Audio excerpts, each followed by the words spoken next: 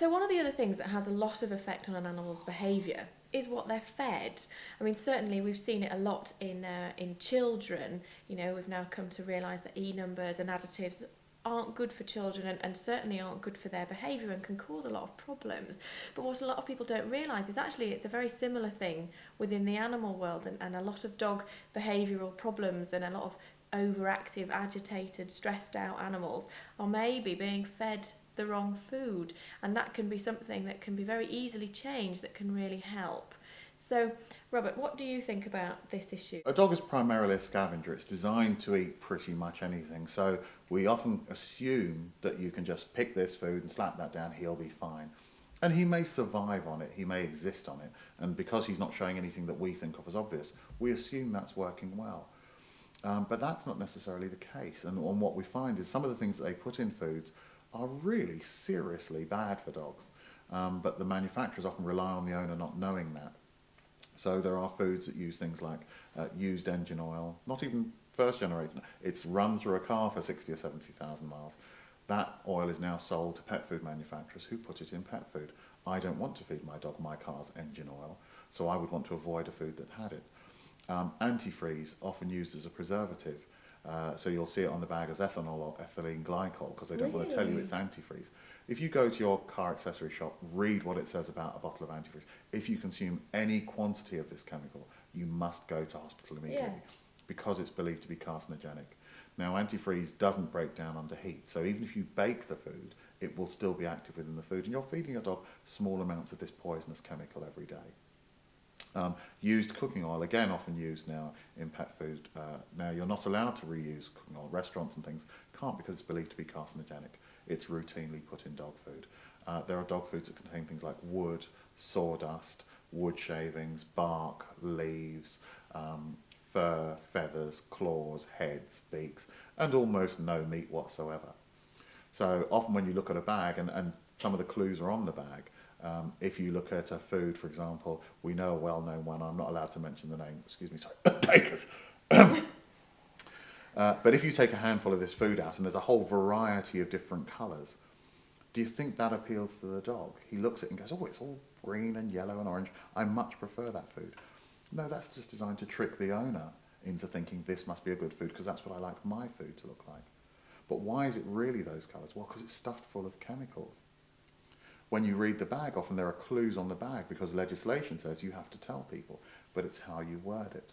So if, for example, a food says meat on the bag, made with chicken, then it has to contain over 4% chicken. If it says with chicken, that means it's 4% or less. And if it says with meaty goodness, and they stick a Y on the end, that means not necessarily any meat at all.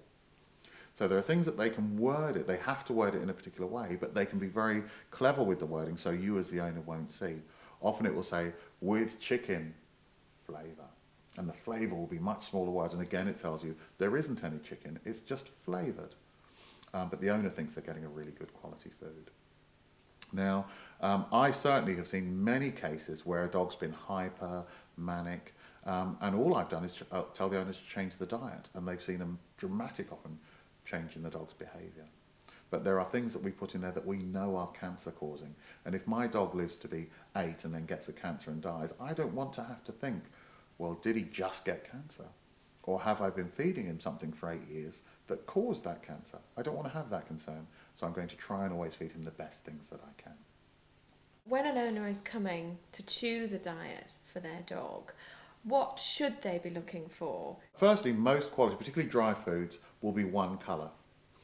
There might be a slight shading in the colour, so you might have ones that they call the meat kibbles, which might be slightly redder, and usually those are usually coloured with blood, so that they're not putting any chemicals in there. But if you have ones that are bright green or brilliant red or bright yellow, those will simply have been coloured with a whole array of chemicals that are a real cocktail that you don't want to feed your dog.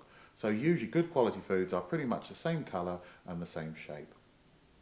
They won't be in a supermarket. Supermarkets do not sell good foods. So those of you who think, well, while I'm doing the weekly shop, I'm going to pick up a good quality food for my dog, you won't. You'll pick up a poor quality food. And there was some research done on some particular brands where they actually found that there was more nutrition in the packaging than there actually was in the food. Well, I don't want to feed my dog cardboard. I'd rather feed him a decent quality food. So I'm going to look for something that has a value and nutrition. Avoid foods that have wheat in. Wheat is completely indigestible to dogs, but in some poor quality foods can make up as much as 90% of the food. So you know that 90% of what the dog's eating is indigestible. And the clue is in the poo that the dog produces. If you find your dog produces huge amounts of poo, and it's always very soft and stodgy, what feces is wasted food. It's stuff your dog couldn't use. And if your dog's producing loads of that, then that's a clue that the food isn't very digestible. I have to say I completely agree with what Robert is saying today. I see a lot of problems, behavioural but also physical, overweight dogs who are fed on poor quality diets, and very often the owners are completely unaware because the diets that are on the supermarket shelves, they have big advertising budgets, they make a lot of claims about how they are good for your dog, and unfortunately that's not always the case. The foods that are on the supermarket shelves are there because they're cheap, because they have these big advertising budgets. The best place to go and find food for your dog is in a specific pet food store, one of the larger ones with a big range. You want to be finding a food that the kibble is all the same colour and all the same size, and yeah, you want something which is additive free and preservative free. Think about what you would eat yourself. Don't assume just because you're told that, top breeders recommend a food, that it's good. Usually top breeders recommend that particular food because they're paid to.